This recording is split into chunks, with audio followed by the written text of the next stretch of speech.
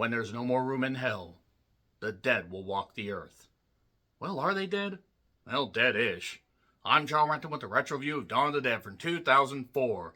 The reimagining of the 1978 cult classic by George A. Romero that was in the middle of his Of the Dead trilogy. Yes, he did Night of the Living Dead, he did Dawn of the Dead, he did Day of the Dead, and then he was involved in other projects before his untimely passing.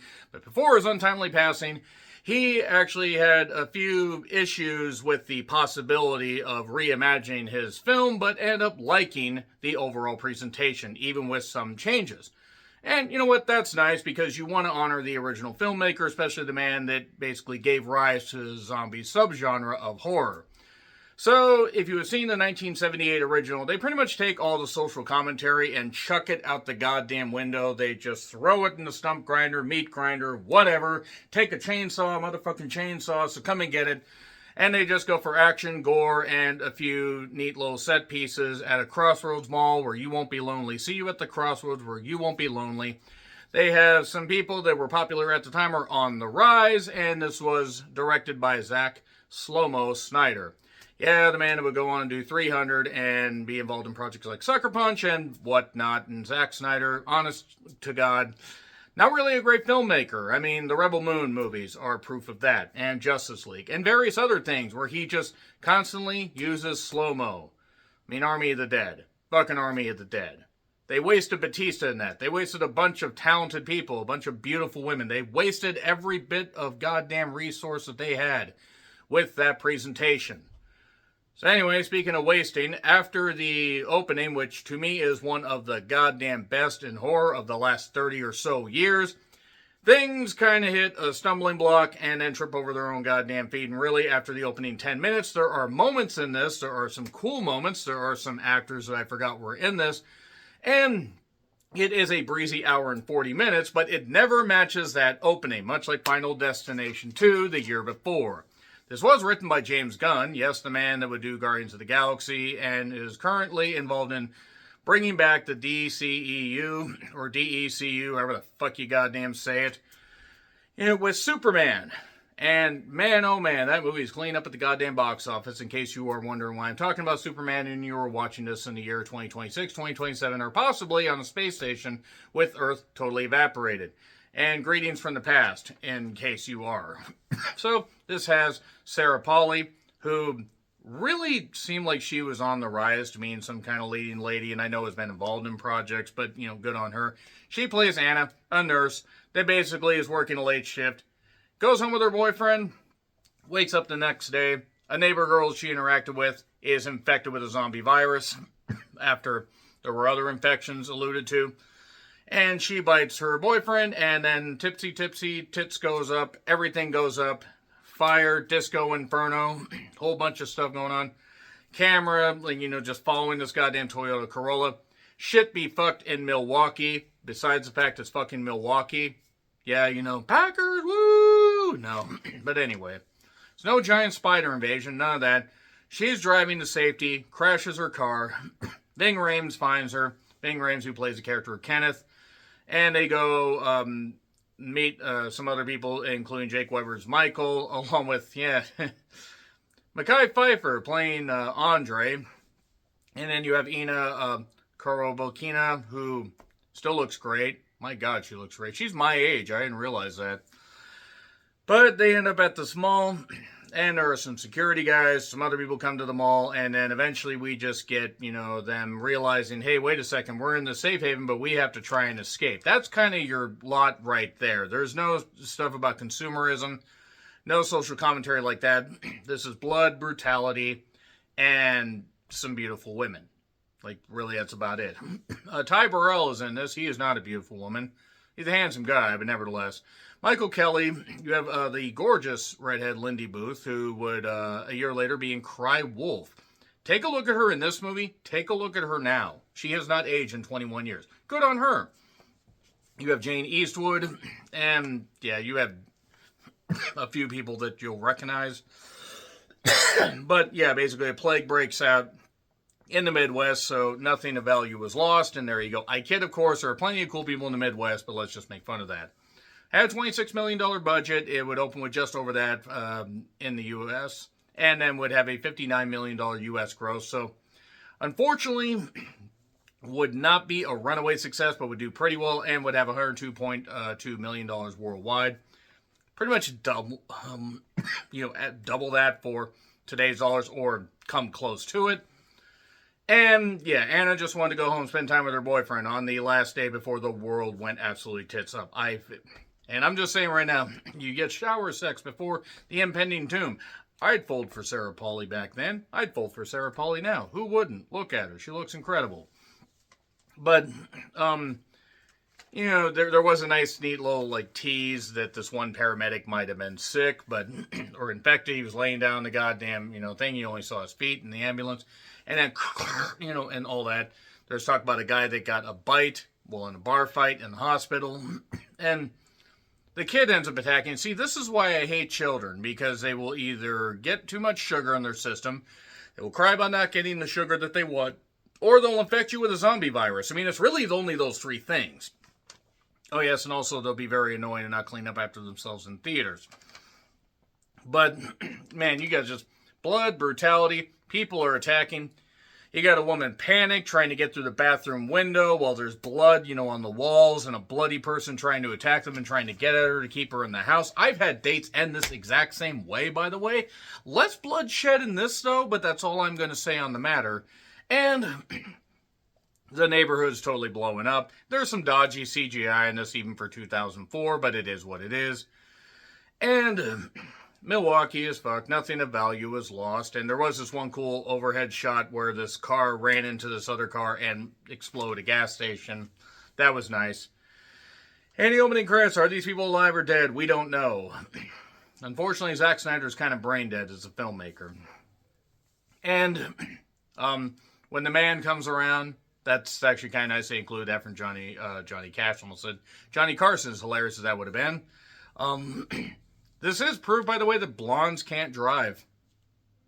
Now I wait the blonde women, all three of them that are watching this are going to be upset. So, they meet some other survivors. And by the way, you have, Ina's character who is pregnant. So, yeah, don't worry. Don't worry. A pregnant woman is fine. And, she got bit when they got to the mall. Don't worry. Zombie viruses can't infect the unborn.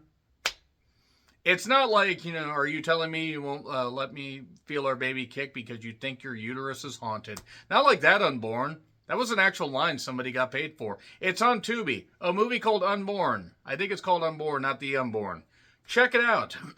And then check out my review. You will know I'm not lying.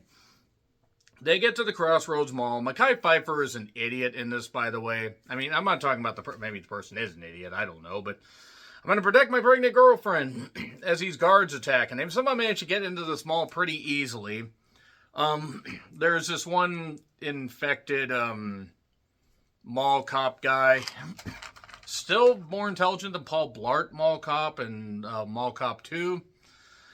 But there are other people that got bit. Luda, by the way, is her name. I almost called her Ludwig, as hilarious as that would have been. She was not one of Bowser's kids. How's that for a deep cut? You gotta kill him, and you gotta kill him by getting him in the head. There is this cool part where they run into these security guard guys. One named CJ. You'll recognize the actor named CJ, or the actor that plays CJ. And there are other people, two nerdy-looking fucks. One that says the F slur towards one that wanted his coffee made a certain way, which I will not repeat here. And it was cool that they harken back to original Night of the Living Dead, where you had the guy talking about, shoot him and burn him. Tom Savini was the cop here, and you recognize Tom Savini right away. One, the long hair, the glasses can't hide the fact that man just absolutely knows his horror shit, and the man's really fucked up with the designs he's done, and he's done the makeup effects, by the way, for these movies and a lot of other horror movies. He really is smart. And if you come to Fort Pastor, you will be safe, except Fort Pastor is totally fucked. Kenneth's brother is there, and he finds that out, and he's like, well, god damn it. CJ is a very generic dick, but ends up kind of having a heart of gold a little bit later on. Andy is in a gun shop across the street. Forgot to have food supplies because he ends up getting hungry later. And when there's no more room in hell, the dead will walk the earth. And Andre is trying to make sure he has a safe spot for his kid. You know, his kid that's in his currently infected wife that is going to turn into a zombie, and that's going to bleed into the kid, but he's stupid. And by the way, he feels that, you know, this is his penance for all the bad shit that he's done. So, the Snyder slow-mo is just not as egregious here because he had not gotten the cachet that he would have later in Hollywood. And some other people arrive in this big old truck.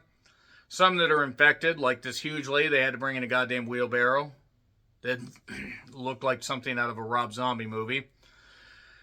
And she got stabbed with a fire poker when she turned out to be infected and everything. And they don't understand how the virus works. Okay, so you've had multiple people, by the way, that are bitten, that come back instantly and are attacking. And you kill them by getting them in the head. But yes, you can kill a person by getting them in the head. But you also get them in the heart, that kind of stuff. But you haven't figured out by this point that anybody that has a bite probably isn't going to do well. There's Frank, who, honest to God, the actor playing Frank really looks like a goddamn zombie.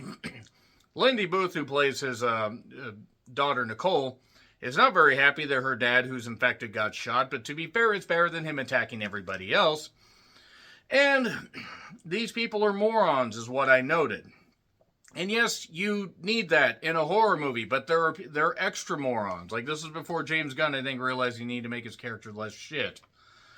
So, not very emotional. I mean, you feel bad for Frank, but the thing is at this point, the movie's moving so briskly, yet also there are parts that drag. Like, they just can't keep that pace up from the opening. It sounds like I'm really down on this. I actually do like this movie still, but it has problems. So Terry is like the one nice cop or mall security guy out of all of them. He's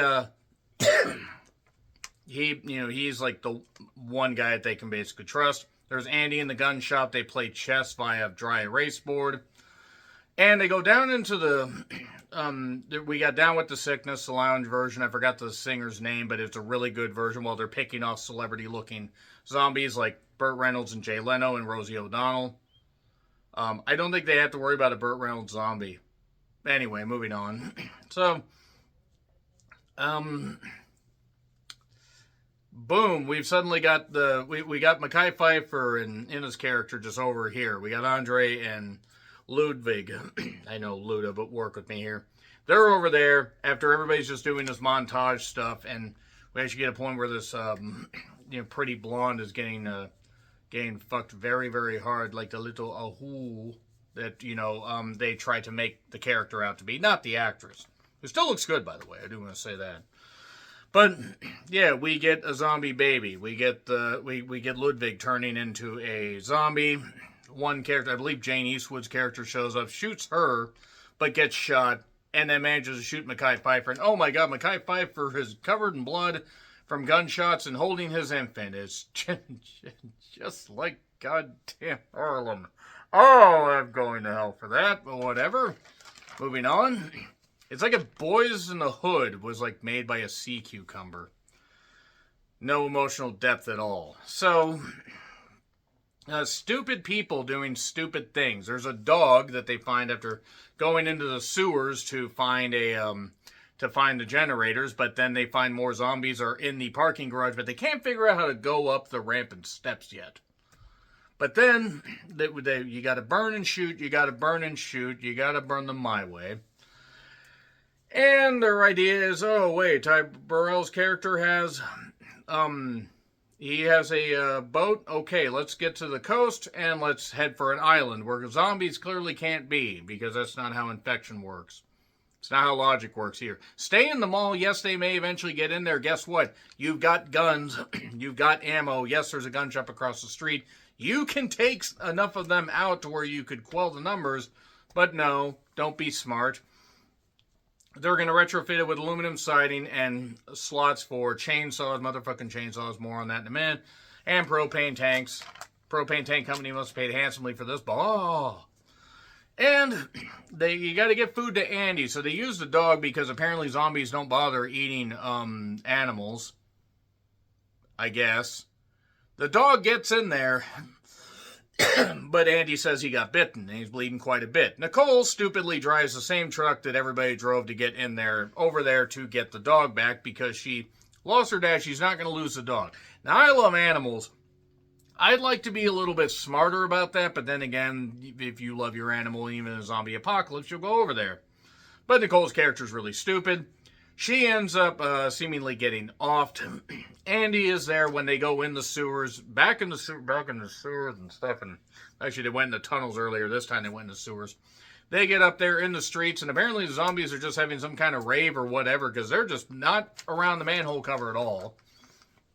Maybe the Ninja Turtles killed some of them, and then Splinter turned into a zombie and ate everybody's brains, which certainly weren't used when they did Mutant Mayhem. But I digress. They end up shooting Andy. Well, Ving Rhames does. They get Nicole. They get the dog. They get back into the sewers. One guy ends up getting killed when they do an Alien Resurrection style shooting thing, except not underwater, just in a little bout of water.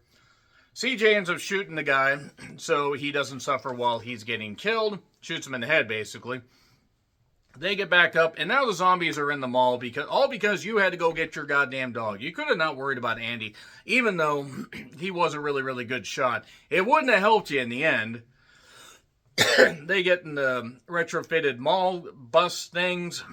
One hard turn leads to the little dirty blonde getting chainsawed in half. Probably not the first time she's been split open. One bus tips over. The Ty Burrell's character who said earlier to Sarah Pauly, hey, if I turn to one of those, you got permission to shoot me. So she shoots him. And then they get in the last bus. They get to the goddamn coast. And oh my god, no, Jake Weber's character is bitten, so he stays behind. And CJ also blows himself up with a flare, a propane tank, and a gun. And also blows up zombies. They get in the boat. Boat has engine issues as we have, like editing over the goddamn deal. And they intersperse it with clips of them arriving on the island. The dog takes off seemingly because he found his fearless leader and is just like, I'll go forage for shit because you guys have put me in danger too much. I'll be over here. And then the zombies invade and seemingly everybody dies. I assume we didn't get a sequel. Dawn of the Dead 2, Electric Island Boogaloo. That means that it still gets a more than passing grade. It's just not the best zombie movie. It's a worthy remake. Overall, it's not as good as the original. It has a better opening than the original. But the original overall is paced better. And actually has good social commentary. That being said, let me know your thoughts in the comments. Like, share, subscribe, Twitter, Letterboxd, Blue Sky handles in the description. I'm John Rittland. Until we eat again, haha, happy trails to you.